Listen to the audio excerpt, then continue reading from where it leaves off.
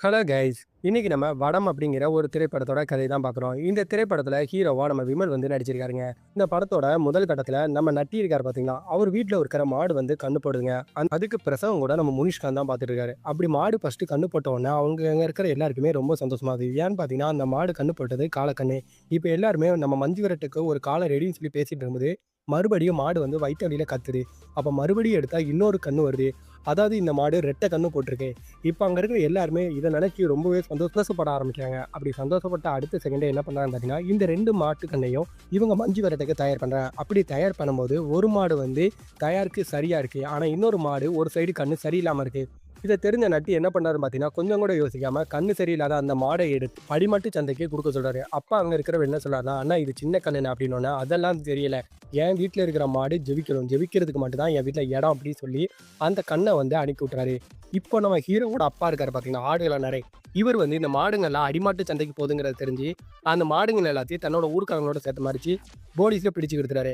அப்பா அங்க இருக்கிற இந்த கண்ண பார்த்தோன்னே அவருக்கு மனசு கேட்காம, இது கொஞ்ச நாளைக்கு நம்ம தொழுவுல இருக்கணும்னு சொல்லி தன்னோட வீட்டுக்கு வந்து தூக்கிட்டு வராரு. அப்படி தூக்கிட்டு வந்தோன்னே, அங்க இருக்கிற நம்ம ஹீரோ, அந்த மாடு கண்ண பார்த்தோன்னே அவருக்கு ரொம்பவும் பிடிச்சிருது.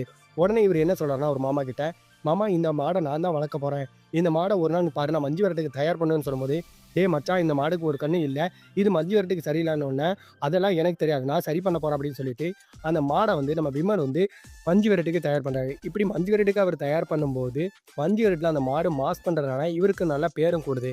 இப்போ சில நாட்களுக்கு பிறகு அப்படிங்கிற மாரி சொல்லி, நம்ம விமல் வந்து ஜெயில்ல இருந்து பெரோல்ல வந்து வெளிய வராருங்க. அப்பா வர அங்க வச்சே சில பேர் வெட்ட முயற்சி பண்றாங்க. அங்க இருக்கிற எல்லாத்தையும் நம்ம விமல் அடிச்சுட்டு வீட்டுக்கு வந்துர்றாரு. இப்ப இந்த விஷயம் தெரிஞ்சு அவங்க அப்பா என்ன பண்றாரு பார்த்தீங்கன்னா, ஊர் பஞ்சாயத்த கூட்டி அங்க இருக்க பெரிய ஆளுகள எல்லாம் கூட்டி, "இத செஞ்சீங்கன்னு எனக்கு தெரியல. ஆனா நான் கண்டுபிடிச்சு அவங்கள செய்றதுக்கு எனக்கு ரொம்ப நேரம் ஆகுது. அப்படி நான் செஞ்சேன். என் பையனோட பரோல் கேன்சல் ஆயிடும்னு சொல்லிட்டு தான் நான் அமைதியா இருக்கேன். இன்னொரு தடவ இது மாரி ஏதாவது நடந்தா என்ன பண்ணுவேன்னு தெரியாதுன்னு" அங்க இருக்கிற எல்லாத்தையும் மிரட்டிட்டு அவர் அங்கருந்து கிளம்புறாரு. இதுக்கப்புறம் நம்ம விமல வந்து அவங்க அம்மால இருந்து எல்லாரும் என்ன சொல்றாங்கன்னா, "ஏன்யா இப்படி இருக்க? நீயும் இந்த உங்க அப்பா கூட சேர்ந்து சேர்ந்து இப்படி வம்பா போயிட்டியே" அப்படின்னு சொல்லி அவரு வருத்தப்பட்டுட்டு இருக்காங்க. விமல் இதெல்லாம் செட் ஆகாதுன்னு சொல்லி அப்போ வீட்ல இருந்து வெளிய போயி, இவரு பரோல்ல வந்தாலும் இவரு தினமும் ஸ்டேஷன்ல கையெழுத்து போடணும் பார்த்தீங்களா? அங்க கையெழுத்து போட போம்போது, அப்போ விமல பார்க்கறக்காக நம்ம ஹீரோயினியும் அவங்க ஃப்ரெண்ட் வராங்க.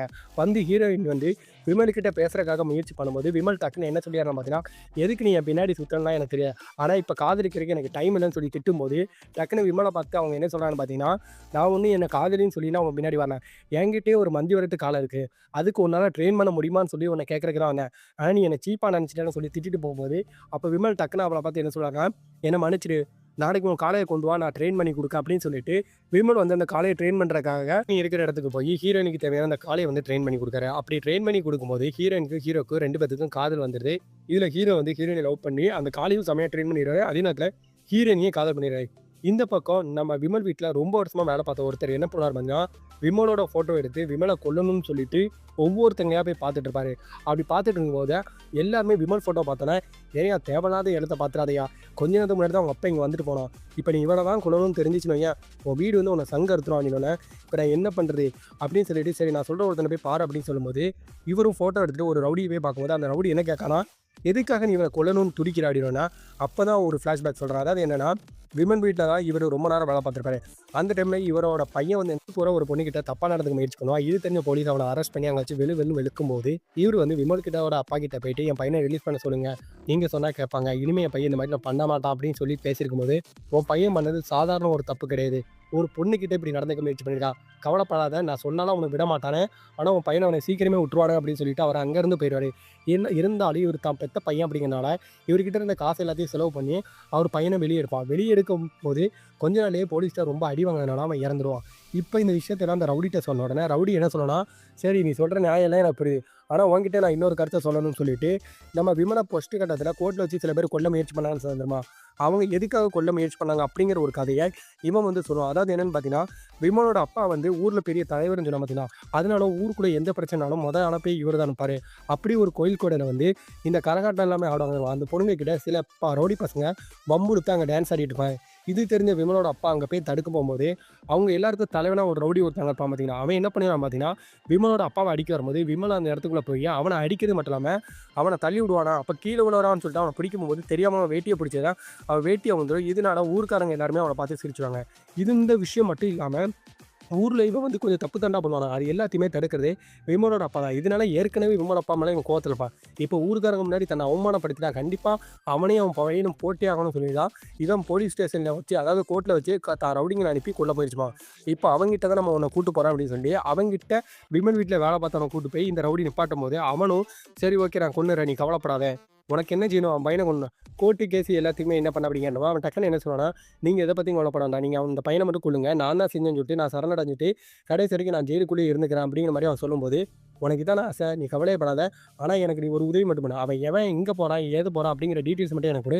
மத்தத நான் பார்த்துக்கிறேன் அப்படின்னு ரொம்ப நன்றி ஐயான்னு சொல்லிட்டு இவனும் போயிறான். இதுக்கப்புறம் விமலுக்கிட்ட வந்து அவன் காதலி என்ன சொல்லுவானா, நைட்டு உன்னை நான் பார்க்கணும்.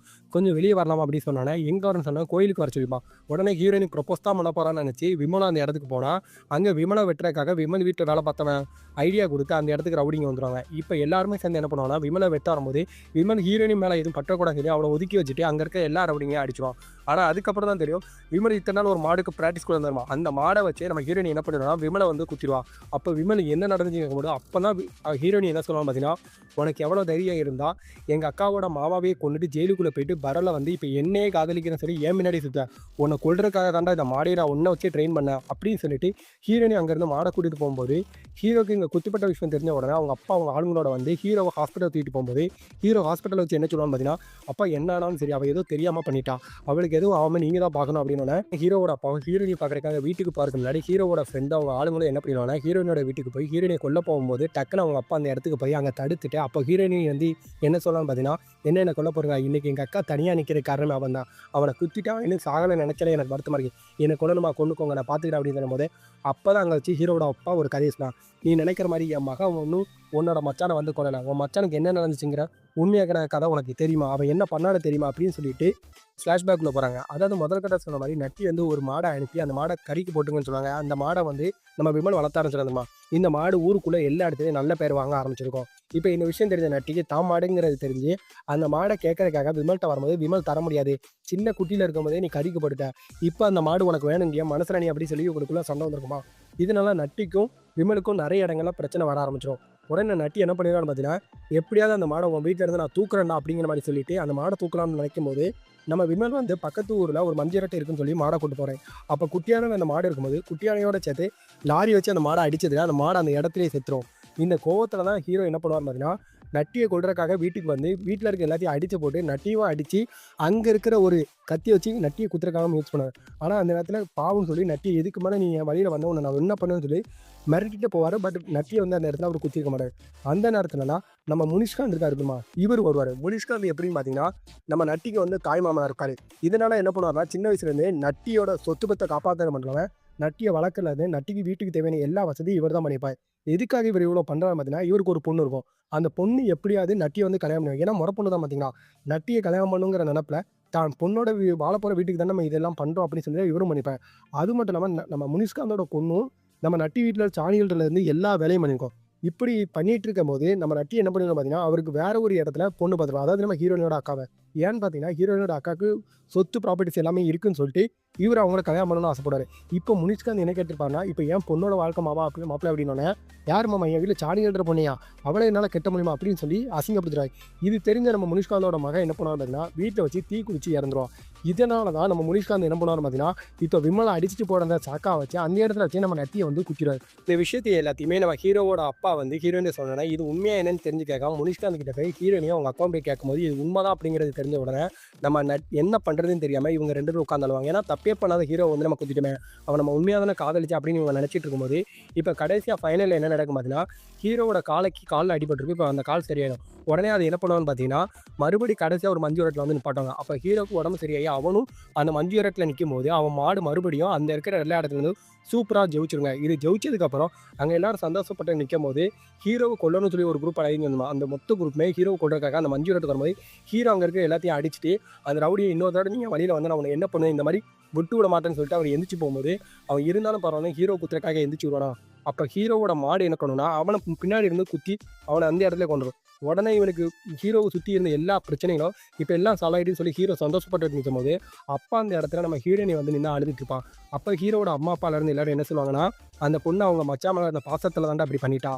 மத்தபடி எதுவும் இல்ல. அவள ஏத்துக்கோ" அப்படின்னோனே, அந்த இடத்துல ஹீரோயினியும் அழுதுட்டே போய் ஹீரோவ கட்டி பிடிக்கிறதோட, இவங்க எல்லாருக்குள்ள இருந்த பிரச்சனைகள் எல்லாம் சால்வ் ஆகுறதோட இந்த திரைப்படத்த வந்து முடிப்பாங்க.